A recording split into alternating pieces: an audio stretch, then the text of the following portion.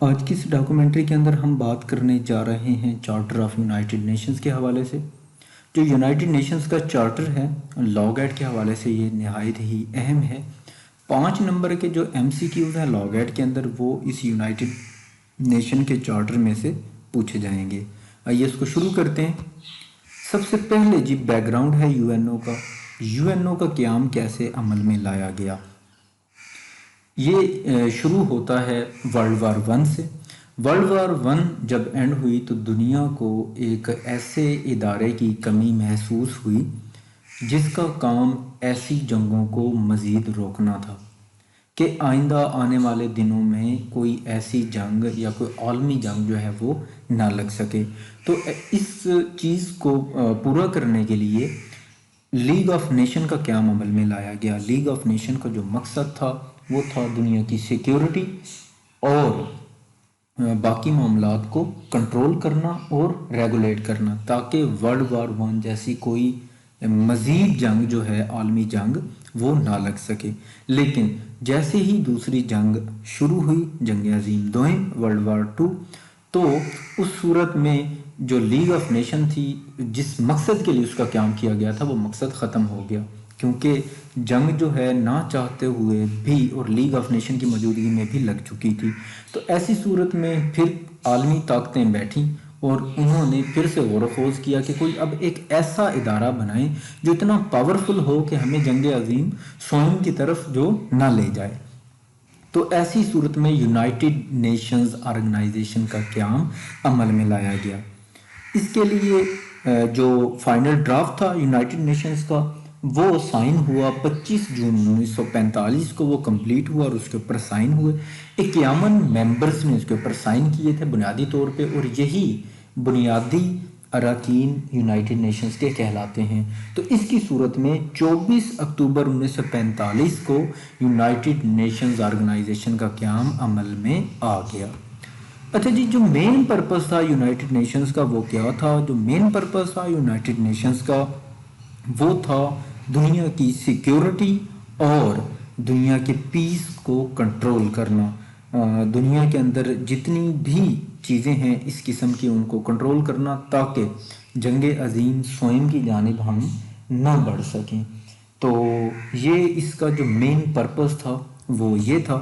اس کے بعد اگر ہم چارٹر کی بات کریں یونائٹڈ نیشنز کی، تو اس کے چارٹر کے اندر ٹوٹل جو چیپٹرز ہیں ان کی تعداد 19 ہے، اور جو ٹوٹل آرٹیکلز ہیں ان کی تعداد 113 ہے۔ اچھا جی، اب ہم 1 بائی 1 ان چیپٹرز کو دیکھیں گے۔ چیپٹر 1 کے اندر جسٹ 2 آرٹیکلز شامل ہیں، آرٹیکل 1 اینڈ آرٹیکل 2۔ اچھا جی، جو آرٹیکل 1 ہے یہ یونائٹڈ نیشنز کے پرپز کو ایکسپلین کرتا ہے کہ یونائٹڈ نیشن کا پرپز کیا ہے۔ پرپز جو ہے یونائٹڈ نیشن کی فارمیشن کا وہ ہے to maintain peace and security, develop friendly relationships, economic, social and health related issues to be resolved and to protect human rights.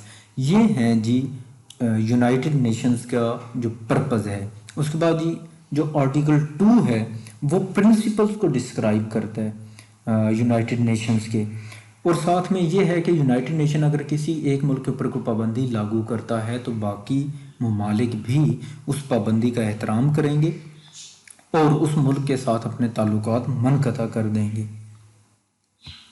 اس کے بعد یہ چیپٹر 2 ہے ہمارے پاس، بڑا ہی اہم چیپٹر ہے۔ اس کے اندر 3 آرٹیکل شامل ہیں، 3، 4 اینڈ 6۔ اچھا جی، جو آرٹیکل 3 ہے وہ بنیادی ممبرز کو ڈسکرائب کرتا ہے کہ بنیادی ممبر کون کون سے ہیں یونائٹڈ نیشنز کے۔ تو یونائٹڈ نیشن کے آرٹیکل 3 یہ بیان کرتا ہے کہ یونائٹڈ نیشنز کے بنیادی ممبرز وہ ہیں جنہوں نے وہ ڈیکلریشن سب سے پہلے یونائٹڈ نیشن کا سائن کیا تھا کہ یونائٹڈ نیشنز کا قیام عمل میں لانا چاہیے، اور وہ تھے تعداد میں 51 ممبر۔ اس کے بعد یہ آرٹیکل 4 ہے ممبرشپ کے حوالے سے کہ ممبرشپ کون کون لے سکتا ہے۔ کوئی بھی ایسا ملک ممبرشپ کے لیے اپلائی کر سکتا ہے جو اس کا اہل ہو۔ اس کے لیے وہ سیکیورٹی کونسل کو اپلائی کرے گا، سیکیورٹی کونسل ریکمینڈ کرے گی جنرل اسمبلی کو، اور جنرل اسمبلی اس کو ممبرشپ جاری کر دے گی۔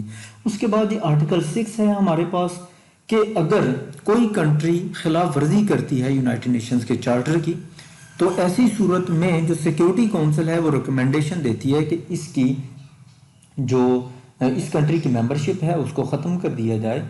तो जनरल असम्बली ऐसी सूरत में उस कंट्री की मेंबरशिप को ख़त्म कर देती है। ये था जी हमारे पास चैप्टर 2। अब ये बात करते हैं हम चैप्टर 3 के हवाले से। चैप्टर 3 के अंदर 2 आर्टिकल्स शामिल हैं, आर्टिकल 7 एंड आर्टिकल 8। अच्छा जी, आर्टिकल जो चैप्टर 3 है बेसिकली ये ऑर्गन से रिलेटेड है। It is related to organs, जो प्रिंसिपल ऑर्गन्स हैं यूएन के, कि यूएन के कौन कौन से ऑर्गन होंगे। आर्टिकल 7 के अंदर उन 6 ऑर्गन्स को बताया गया है।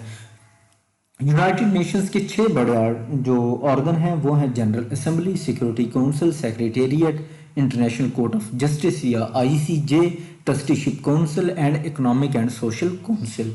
उसके बाद आर्टिकल 8 है। आर्टिकल 8 जस्ट इतना सा ही डिफाइन करता है कि यूनाइटेड नेशंस के अंदर इक्वल पार्टिसिपेशन होगी मैन एंड वुमेन की। उसके बाद ही हमारे पास मौजूद है चैप्टर 4, बड़ा ही अहम। ये आर्टिकल 9 था आर्टिकल 22 पे मुश्तमिल है।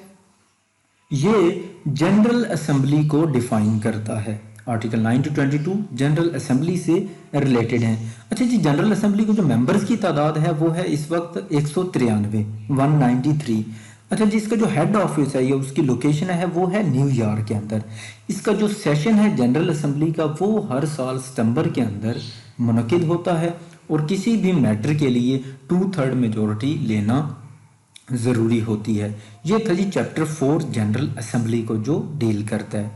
अच्छा जी, उसके बाद है जी चैप्टर 5, ये भी बड़ा अहम है। आर्टिकल 23 से आर्टिकल 32 के ऊपर ये मुश्तमिल है।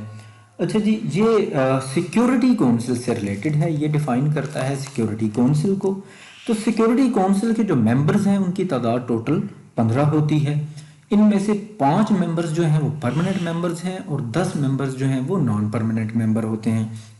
जो परमानेंट मेंबर्स होते हैं 5, उनके पास वीटो की पावर भी मौजूद होती है।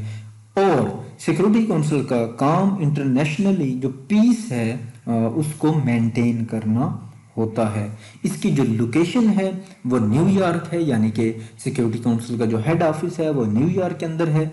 और इसके जो प्रेसिडेंट हैं वो हर माह चेंज होते हैं। तो चैप्टर 6 और बाकी चैप्टर्स जो हैं हम नेक्स्ट वीडियो के अंदर इंशाल्लाह ताला उनको डिस्कस करेंगे।